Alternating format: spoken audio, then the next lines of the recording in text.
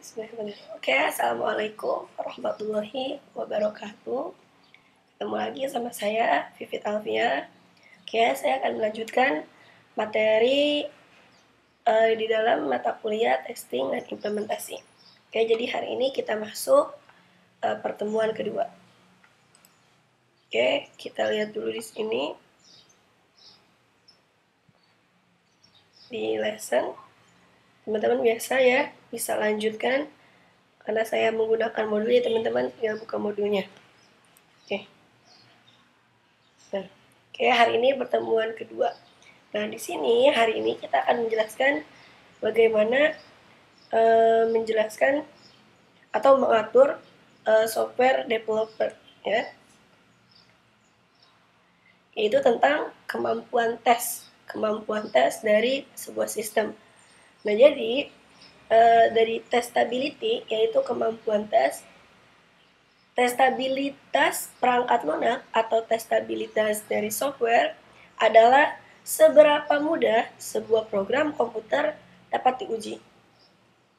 Karena bila pengujian yang sangat sulit, maka perlu diketahui apa yang dapat dilakukan untuk membuatnya menjadi mudah. Seperti yang di materi pertama, itu saya sudah pernah bahas, kalau dalam pengujian itu tidak boleh terlalu sederhana, tapi juga tidak boleh terlalu kompleks. Nah, maka dari itu, jika ada pengujian yang sangat sulit, maka kita harus perlu tahu apa yang harus kita lakukan supaya bisa menjadi lebih mudah. Karena kadang-kadang pemrograman bersedia melakukan hal-hal yang akan membantu proses pengujian dan membuat checklist, daftar periksa mengenai masalah-masalah desain yang mungkin fiturnya, fungsinya, dan lain sebagainya yang dijadikan sebagai pedoman dalam melakukan pengujian.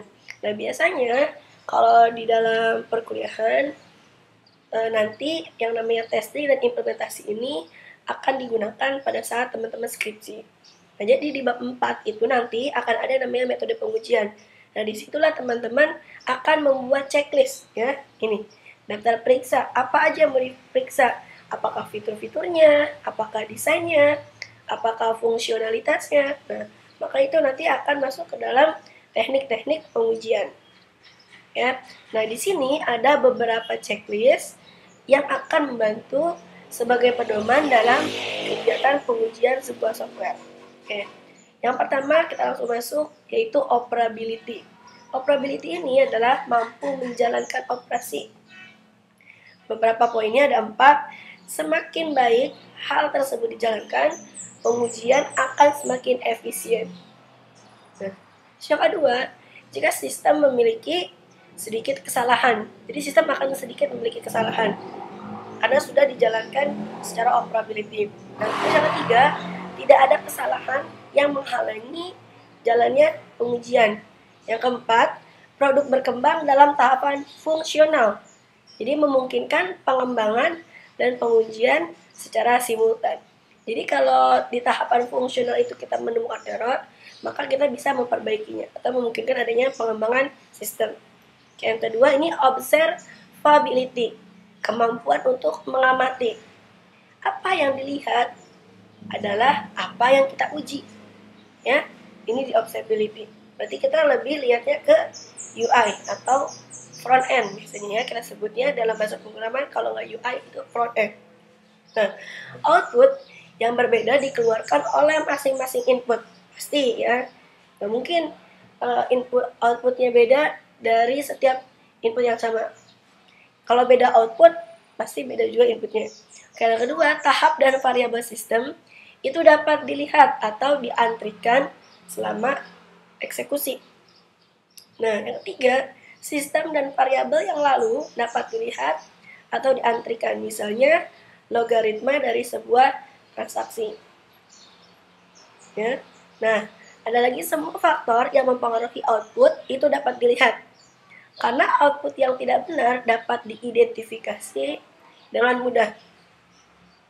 Karena kesalahan internal dideteksi secara otomatis melalui mekanisme pengujian itu sendiri. Ketika kesalahan internal dilaporkan secara otomatis, nah kode sumbernya dapat diakses. Kode sumber itu kita sebutnya source code ya, dapat diakses ya ketika kesalahan internal dapat dilakukan secara otomatis. Contohnya kayak pertemuan pertama saya membahas debug. Nah, ada debug, verifikasi, dan validasi. Nah, di debug ini ketika dia memprosesnya mencari error. Ketika kita menemukan error, maka itu errornya bisa dapat kita perbaiki atau kita jadikan kita bisa akses untuk membenarkan source code tersebut yang ditemukan error. Nah, yang ketiga adalah controllability, kemampuan untuk mengawasi. Semakin baik kita dapat mengontrol sebuah software, semakin banyak pengujian yang dapat diotomatisasi dan dioptimalkan. Nah, karena semua output yang baik itu dapat diperoleh melalui beberapa kombinasi input. Karena semua kode dapat dijalankan melalui berbagai kombinasi input. Keadaan dan variabel perangkat lunak dan perangkat keras dapat dikontrol secara langsung oleh penguji. Jadi, yang namanya testing ini tidak hanya berlaku untuk software, tapi juga berlaku untuk hardware. Ya, bagaimana kalau kita hanya menguji pada software sedangkan hardware tidak diuji? Itu nggak mungkin. Ya, jadi baik hardware maupun software semuanya harus melakukan pengujian. Nah, format input dan output konsisten dan terstruktur. Nah, pengujian juga dapat dispesifikasi, dioptimasi, dan direproduksi dengan baik. Nah, yang keempat adalah decomposability, yaitu kemampuan untuk menyelesaikan. Nah, dengan mengontrol ruang lingkup pengujian, kita dapat dengan lebih cepat mengisolasi masalah dan melakukan pengujian kembali secara lebih halus. Nah, sistem perangkat lunak itu dibangun dari modul-modul yang independen.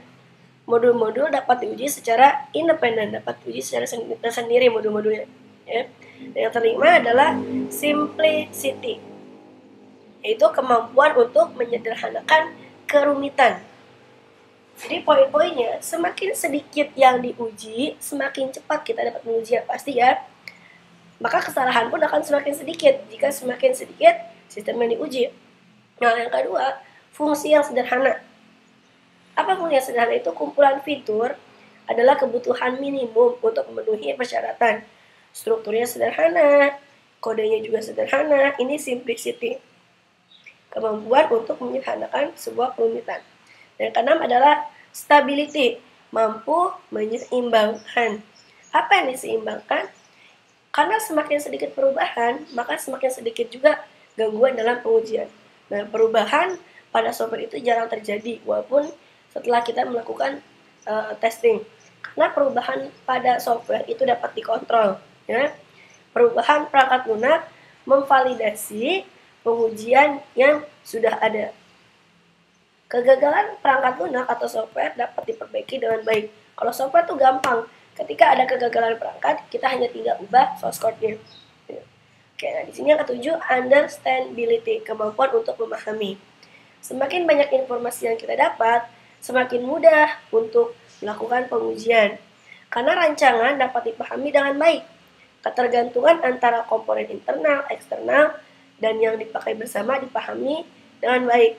Terus perubahan rancangan pun bisa dibicarakan jika memang ada kesalahan. Dokumentasi teknik dapat diakses dengan cepat, dapat diorganisasi dengan baik. Nah, teknik spesifikasinya detail dan akurat. Oke, sini ada poin. Kenapa program bisa mengalami kerusakan? Tentu ya, karena di pertemuan pertama kita sudah bahas. Yang namanya error kadang bukan hanya dari software, tapi bisa terjadi juga dari human error. Nah, di sini, ketika orang mengerjakan tugas-tugas yang kompleks, mereka membuat kesalahan yang tidak dapat dihindari. Karena tidak ada yang namanya program atau software atau perangkat lunak yang sempurna. Itulah makanya dilakukan testing sebelum implementasi. Nah, mereka lebih memperbaiki kerusakan-kerusakan selama pengujian, ya, atau kesalahan-kesalahan selama pengujian. Karena mereka harus memperbaiki banyak kesalahan sebelum program akan berjalan semuanya. Terus bagaimana memperbaiki kerusakan? Adalah sesuatu yang mahal, jelas ya. Memperbaiki kerusakan adalah sesuatu yang mahal. Karena kita dibanding kita servis itu lebih murah kita beli baru. Nah ya. Nah, di sini dalam waktu sehari pengujian perangkat lunak secara umum masih mempunyai banyak kerusakan. karena komputer akan menjalankan program yang tidak sempurna gitu ya selama proses pengujian. Ketika menghadapi kerusakan, program tidak akan mengerjakan apa yang harusnya dikerjakan. Bahkan mungkin menyebabkan kerugian. Jadi semakin lama kerusakan tersisa, semakin buruk memperbaikinya karena membutuhkan biaya lebih untuk perbaikan. Kenapa? Karena biasanya yang melakukan testing ini adalah bukan programmernya. Ya. Oke, ini review peninjauan. Melakukan peninjauan adalah langkah yang terpenting karena dapat mengembangkan kualitas perangkat lunak. Lebih awal mengenali dan mengatasi masalah, kesalahan-kesalahan dalam software semakin mudah dan murah untuk memperbaikinya. Apa yang perlu ditinjau? Nah, ini biasanya ini adalah langkah-langkah metode pengembangan, ya, research development, method development.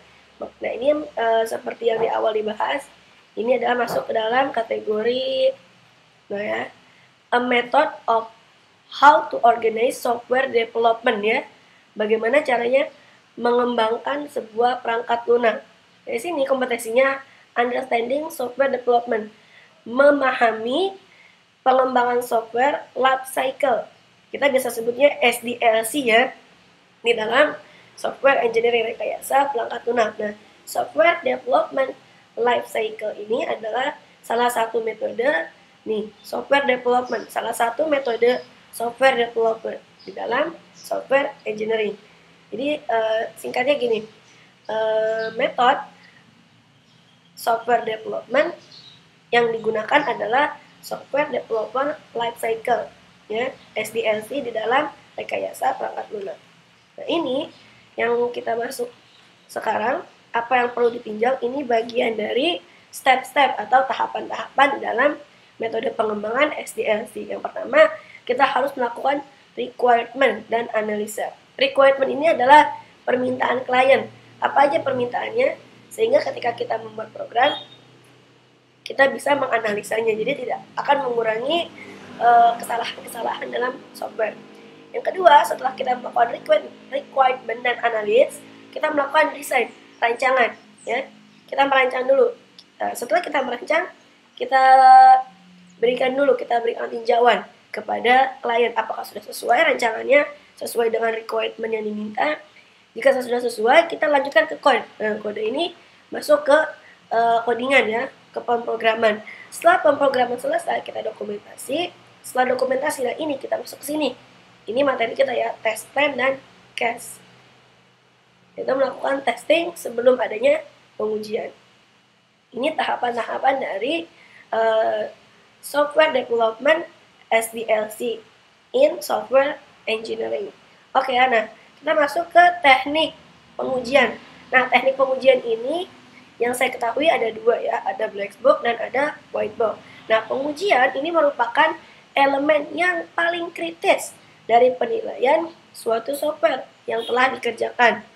Kita akan membahas dasar-dasar pengujian perangkat lunak, perancangan permasalahan pengujian yang berfokus pada teknik yang digunakan untuk membuat pengujian sesuai dengan permasalahan dan juga disesuaikan dengan tujuan pengujian secara keseluruhan. Jadi pengujian ini merupakan salah satu siklus pengembangan perangkat lunak yang jika ditinjau dari sudut pandang psikologi adalah penghancuran dibandingkan penyusunan atau testing.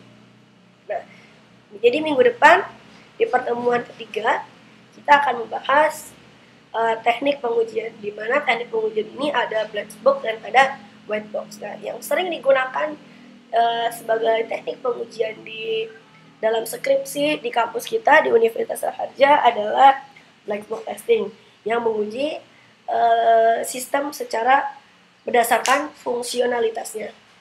Oke, hari ini cukup sekian materi yang saya sampaikan. Kurang lebihnya saya mohon maaf. Kesalahan datangnya dari saya dan yang benar hanyalah Allah Subhanahu wa taala. Wassalamualaikum warahmatullahi wabarakatuh.